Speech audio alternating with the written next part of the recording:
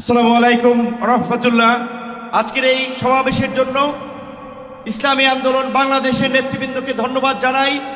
আমি গাড়ি থেকে আসার পথে দেখেছি মৎস্য ভবন, শাহবাগ, হাইকোর্ট মোড় সমস্ত জায়গায় লোকে লোকারণ্য, এই মাঠের বাইরেও।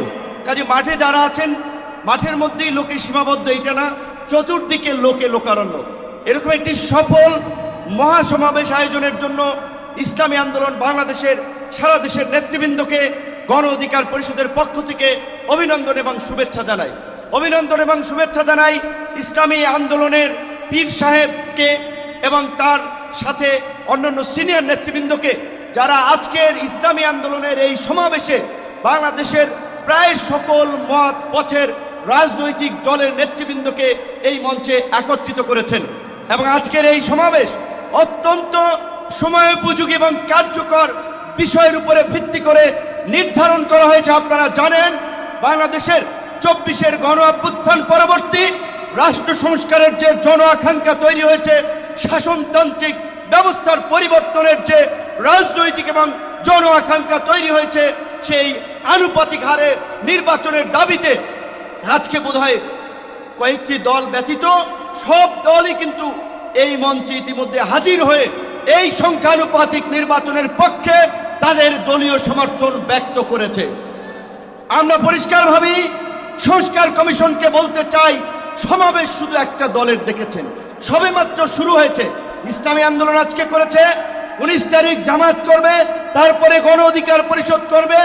রাষ্ট্র সংস্কার এবং জন আকাঙ্ক্ষার বাস্তবায়নে সমস্ত রাজনৈতিক দলগুলো জনসমাবেশের মাধ্যমে এই সরকারকে তাদের সমর্থন দেখিয়ে দেবে। তাই আমরা বলতে চাই, কোন দু একটি দলের উপরে ভিত্তি করে দু একটি দলের কথায় সংস্কারের নকশায় পরিবর্তন আনা যাবে না। আমি সংস্কার কমিশনে বলেছিলাম, দেশ স্বাধীনের পরে ডক্টর কামাল হোসেনরা বলেছিল, আমাদের নেতা শেখ মুজিব, আমরা তো তাকে দেখে সংবিধান নির্মাণ করেছিলাম, রচনা করেছিলাম, তাকে এম্পাওয়ার করার জন্য। আজকে সংস্কার কমিশনকে বারবার আমরা বলতে চাই, দু একটি দলকে প্রাধান্য দিয়ে বেশিরভাগ জনগণের আকাঙ্ক্ষার বিপরীতে গিয়ে কোন সিদ্ধান্ত বাস্তবায়নের দুঃসাহস দেখাবেন না। আনুপাতিক হারে নির্বাচন হলে সমস্যাটা কি? কোনো সমস্যা নাই। প্রধানমন্ত্রীর মেয়াদ 10 বছরের বেশি না থাকলে সমস্যা কি?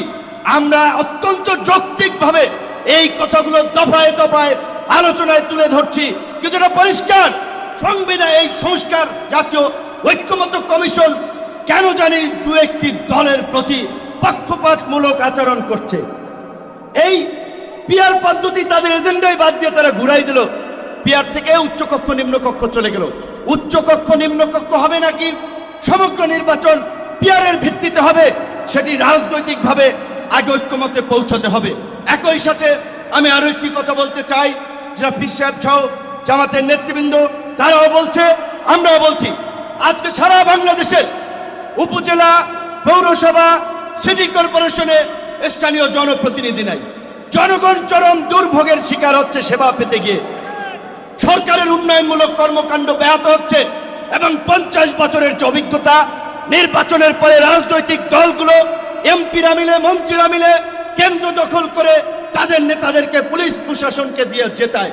কাজী এই সরকারের আমলে যেমনি ভাবে জাতীয় নির্বাচন হবে, একই সাথে অনতি বিলম্বে আমরা স্থানীয় নির্বাচন আয়োজনেরও দাবি জানাচ্ছি।